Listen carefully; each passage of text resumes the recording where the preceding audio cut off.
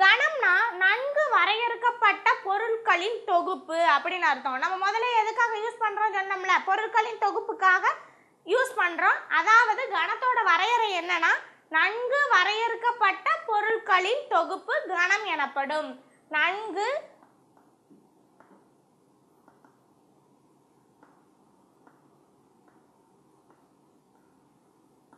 வரையறுக்கப்பட்ட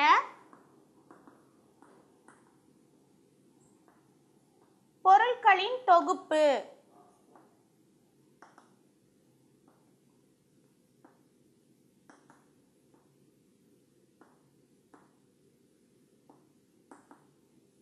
இந்த கணத்தை எப்படி குறிப்போம்னா கேபிட்டல் லெட்டர்ல குறிப்போம். Capital A B C D etcetera. அதாவது capital A B C etcetera இதை எப்படி குறிப்போம்? கணத்தை குறிப்போம். கேபிட்டல் லெட்டர்ல கணத்தை குறிப்போம். ஸ்மால் லெட்டர் அதாவது கணத்துல உள்ள உறுப்புகள்னு இருக்குல்ல, கணத்துல உள்ள இந்த பொருட்களை தான் நம்ம கணம்னு சொன்னோம். இந்த பொருட்கள் தான் கணத்தின் உறுப்புகள் எனப்படும். கணத்தில் உள்ள பொருட்கள் கணத்தின் உறுப்புகள். கணத்தில்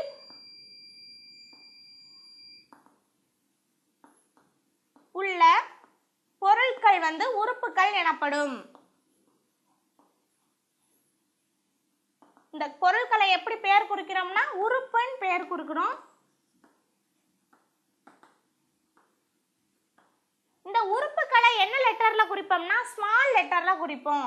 small A B C etcetera. இப்போ ஒரு கணம் A எடுத்துக்குவோம். அதோட உறுப்பு X ன்னு எடுத்துக்குவோம். கணம் X என்பது A கணத்தின் உறுப்பு. A கணத்தின் உறுப்பு அப்படின்னு இருந்தா இதை எப்படி சிம்பிள் எழுதலாம் அப்படின்னா X belongs to A. X belongs to A. அதாவது இதை belongs to ன்னு சொல்லலாம் அல்லது in அப்படின்னு சொல்லலாம். X in A. Small letter என்ன சொன்னோம்? உறுப்புன்னு சொன்னோம். இது உறுப்பு, இது கணம். X என்பது கணம் A இன் உறுப்புனா இப்படி எழுதலாம். இதை பெரிய லெட்டரா போய்கிட்டு இருக்குல்ல, இதை சிம்பிள் எழுதணும்னா X in A. கணம் A இன் உறுப்பு அல்ல அப்படின்னா எப்படி எழுதலாம்? X not in A doesn't belong to A அப்படின்னு சொல்லுவாங்க. அதாவது இப்படின்னா in A அப்படின்னு சொல்லுவோம். இத not in A. கணம் A யோட உறுப்பு X இல்லைனா not in அதாவது in இதை belongs to சொல்லுவோம். அது ஒரு கோடு போட்டா அதுதான் not in A. இதுதான் நம்மளோட கணம். இப்ப அடுத்து நம்ம என்ன பார்க்க போறோம்னா கணத்தில் குறிப்பிடும் முறைகள் பார்க்க போறோம். கணத்தை குறிப்பிடும் முறைகள். கணத்தை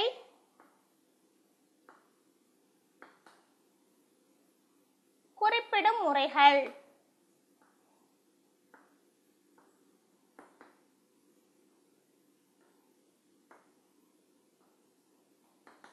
கணத்தை 3 முறைகள்ல குறிப்பிடுவோம். ஃபர்ஸ்ட் விவரித்தல் முறை, அடுத்து விதிமுறை, அடுத்து பட்டியல் முறை. 3 முறை கொடுத்திருக்காங்க. ஃபர்ஸ்ட் என்னன்னா விவரித்தல் முறை அல்லது இத வர்ணனை முறைன்னு கூட சொல்லலாம். விவரித்தல் முறை. அடுத்து விதிமுறை அல்லது கண கட்டமைப்பு முறை. விதிமுறை அல்லது கண கட்டமைப்பு முறை. கண கட்டமைப்பு முறை. அடுத்து பட்டியல் முறை அல்லது அட்டவணை முறை. பட்டியல் முறை அல்லது அட்டவணை முறை. ஃபர்ஸ்ட் ஒரு கணம் எடுத்துக்கலாம். A = 1 2 3 அப்படிங்கிற ஒரு செட் எடுத்துக்குவோம். இப்ப நான் ஏற்கனவே சொல்லியிருக்கேன் ஒரு உறுப்பு அதுல இருந்தா எப்படி சிம்பல் போடுவோம்.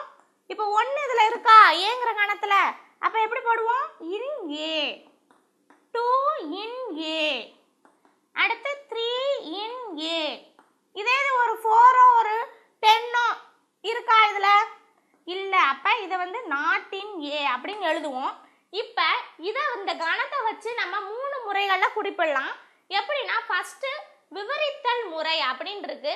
இந்த விவரித்தல் முறை எப்படின்னா வார்த்தையால இருக்கும், அதாவது சொற்களால இருக்கிற கணம் தான் இந்த விவரித்தல் முறை அப்படின்னு சொல்லுவோம். அதாவது சொற்கள்னா எப்படின்னா நம்ம இயல் எண்கள் பார்த்துருக்கோமா, natural numbers, set of all natural numbers தமிழ்ல என்ன சொல்லுவோம், இயல் எண்களின் கணம் அப்படின்னு சொல்லுவோம், இயல் எண்கள்னு சொல்லுவோம். இந்த நமக்கு தேவை கணம், அதனால இயல் எண்களின் கணம். அது வார்த்தையால இருக்கா, சொற்களால் நிரப்பப்பட்டிருக்கா, அதுதான் இந்த விவரித்தல் முறை. அதாவது இயல் எண்கள் எடுத்துக்கிறோம், அதோட கணத்தை போடுறோம். அனைத்து இயல் எண்களின் கணம் இப்படி வார்த்தையால இருக்கணும். அந்த கணம் எப்படி இருக்கும்னா வார்த்தையால இருக்கணும். அனைத்து இயல் எண்களின் கணம். இப்ப இதுக்கு நம்ம இதை எப்படி எழுதுவோம்னா, ஒரு செட்டு ஏ இயல் எண்களின் கணம் எப்படி எழுதுவோம்னா, நமக்கு ஏற்கனவே தெரியும் set of all natural numbers எப்படி சிம்பிள் போடுவோம், எண்ணுன்னு போடுவோம். அது எப்படி இருக்கும், 1 2 3 எக்ஸெட்ரா போய்கிட்டே இருக்கும். இந்த கணத்தை நம்ம எப்படி எழுதுறோம், இயல் எண்களின் கணம். இப்படி வார்த்தையால சொல்லணும், இதை இப்படி சொல்லணும். அதுதான் விவரித்தல் முறை. வார்த்தையால சொல்றதுதான் விவரித்தல் முறை. ஒரு உறுப்புகளை இந்த உறுப்பத்தை நம்ம வார்த்தையால சொல்லியிருக்கோம், அதுதான் விவரித்தல் முறை. அடுத்து கண கட்டமைப்பு முறை. ரெண்டாவது இருக்கிறது கண கட்டமைப்பு முறை. இந்த ரெண்டாவது இதை எப்படி சொல்லுவோம்னா, இந்த கணத்துல உள்ள உறுப்புகளை அதோட பண்பை வச்சு சொல்லுவோம். அது நிறைவு செய்யும் பண்பை வச்சு சொல்றதுதான் கண கட்டமைப்பு முறை. இதை எப்படி எழுதுவோம்னா, ஒரு கணம் A equal to X such that X என்பது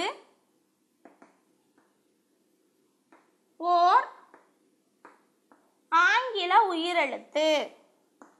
ஆங்கில உயிரெழுத்து. இதுதான் கண கட்டமைப்பு முறையோட ஃபார்முலா. அதாவது இப்படித்தான் எழுதணும், such that. இந்த ரெண்டு புள்ளி போட்டிருக்கோம்ல, இதை such that அப்படின்னு வாசிக்கணும். இந்த எக்ஸ்ங்கிறது தான் இந்த கணத்தோட உறுப்பு. அந்த கணத்தோட உறுப்பு என்ன பண்பை நிறைவு செய்யுது, இந்த இடத்துல ஆங்கில உயிரெழுத்து இதை நிறைவு செய்யுது. ஆங்கில உயிரெழுத்து என்னென்ன, அதாவது வவ்வல்ஸ் அப்படின்னு சொல்லுவோம்ல, அதுதான் ஆங்கில உயிரெழுத்து. ஆங்கில உயிரெழுத்து என்னென்ன, ஏ இ ஐ ஓ யு. இதுதான் ஆங்கில உயிரெழுத்து. நமக்கு தேவையான கணம் அதுதானே, A equal to set of all. இதுதான் AEIOU. இதை தான் நம்ம இப்படி எழுதுறோம், அதாவது அந்த பண்புகள் நிறைவு செய்யற மாதிரி எக்ஸ் எழுதுறோம். எக்ஸ்ங்கிறதா உறுப்பு. இது எக்ஸ் ஈக்குவல் டு ஏவா இருக்கலாம், ஈயா இருக்கலாம், ஐயா இருக்கலாம், ஓவா இருக்கலாம், யூவா இருக்கலாம். இதுதான் கண கட்டமைப்பு முறை. அடுத்து பட்டியல் முறை. அடுத்து என்ன பார்க்க போறோம், பட்டியல் முறை அல்லது அட்டவணை முறை. இப்ப இதுல உள்ள உறுப்புகளை எப்படி எழுதணும்னா, இந்த அடைப்புக்குறிக்குள்ள எழுதணும். இது என்னது, ஒரு ஜோடி அடைப்புக்குறி அப்படின்னு சொல்லுவாங்க. ஒரு ஜோடி அடைப்புக்குறி இதுக்குள்ள எழுதணும். இப்ப அதை எப்படி எழுதணும்னா, ஏ ஈக்குவல் டு, இப்ப நம்ம ஆங்கில உயிரெழுத்து எழுதுனோமா, அதே எடுத்துக்கலாம், ஏ இ ஐ ஓ யூ. இப்ப இந்த கணம் பட்டியல் முறைப்படி இருக்கு. ஏன்னா இதுதான் அந்த அடைப்புக்குறி, அதுக்குள்ள உறுப்புகள் இருக்கா, இதுதான் பட்டியல் முறை. இப்ப ஒரு வேற எடுத்துக்காட்டு பார்ப்போம். இந்த 3 முறையும் முடிஞ்சிச்சு. இப்ப x such that x in n less than 1 அப்படிங்கிற ஒரு கணம் எடுத்துக்கலாம். இப்ப இது என்னன்னா, x such that x in n, x less than 1 அப்படின்னு வாசிக்கணும். இது எப்படி வாசிக்கணும், x such that x in n x less than 1. இது என்ன முறைப்படி இருக்கு, கண கட்டமைப்பு முறைப்படி இருக்கு. அது நமக்கு ஏற்கனவே தெரியும். இப்ப இது எப்படி எழுதலாம், இந்த செட்டை எப்படி நார்மலுக்கு இந்த பட்டியல் முறைப்படி கொண்டாடலாம்னா, என்ன முதல் எழுதிக்கலாம், n ஈக்குவல் டு என்னது, இயல் எண்களின் கணம் அப்படின்னு தெரியும். இயல் எண்களின் கணம் என்னது, 1 2 3 எக்ஸெட்ரா போய்கிட்டே இருக்கும். இப்ப அது இதுன்னு எழுதியாச்சு. இந்த உறுப்புல ஏதோ ஒண்ணுதான் இதுன்னு தெரியும். அடுத்து இங்க என்ன கண்டிஷன் கொடுத்துருக்காங்க, x less than 1 கொடுத்துருக்காங்க. அது 1 விட கம்மியா என்ன இருக்கு? ஒண்ணுமே இல்லை. அப்ப எம்டி. இந்த செட் என்னது? எம்டின்னு சொல்றோம். இப்ப வேற பார்க்கலாம். அடுத்து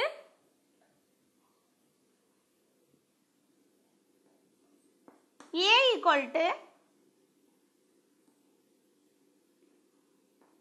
x such that x in z, comma minus 1 less than or equal to x less than or equal to 2. இது எப்படி வாசிக்கிறோம்? கணம் ஏங்கிறது என்ன கொடுத்திருக்காங்க? x such that, ரெண்டு புள்ளி வச்சா such that x in z. z னா என்னது? set of all integers, முழு அப்படின்னு சொல்லுவோம். minus 1 less than or equal to x less than or equal to 2 அப்படின்னு கொடுத்திருக்காங்க. இதை பட்டியல் முறைப்படி கொண்டு வருவோம். a equal to, இப்ப x இந்த முத z எழுதிக்கலாம். z equal to என்னென்ன? zங்கிற கணம் என்ன சொன்னேன்? set of all integers, முழுக்களின் கணம். இதை எப்படி எழுதலாம்? minus 1 0 plus 1 2 etc போய்கிட்டே இருக்கும்.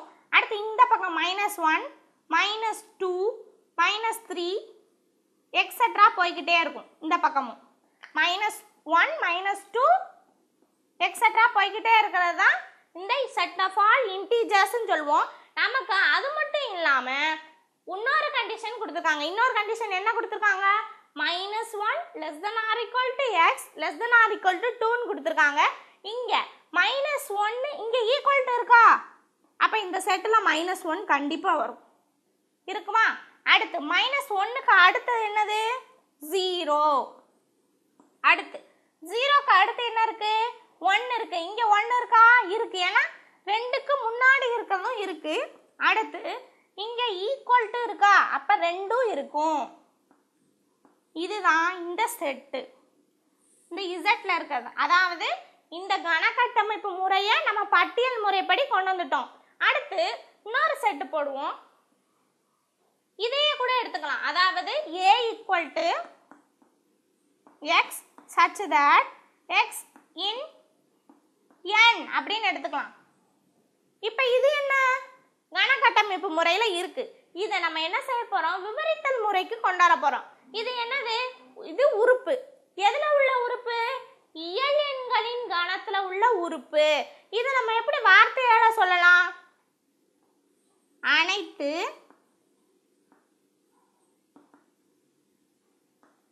இயல் எண்களின் கணம்.